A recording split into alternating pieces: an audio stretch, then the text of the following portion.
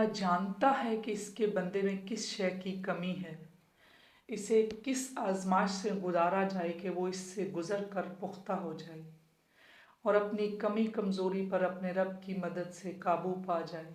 اس نے تمہیں اپنے لیے بنایا ہے، وہ تمہیں تیار کر رہا ہے۔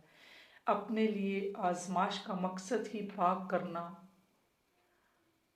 تزکیہ کرنا، قرب کا بہانہ ہے۔ اس کا آزمائش بھیجنے کا مقصد تمہیں تنہا کرنا یا چھوڑ دینا نہیں۔ وہ اس آزمائش کی خلوت میں تمہیں اپنے راز دے گا، تمہیں تمہارے ہی اندر چھپے سچے مخفی خزانے سے آگاہ کروائے گا، مگر وہ متاع تم سے تمہارے نفس کی خود فریبی کے جالوں میں گمشدہ ہے۔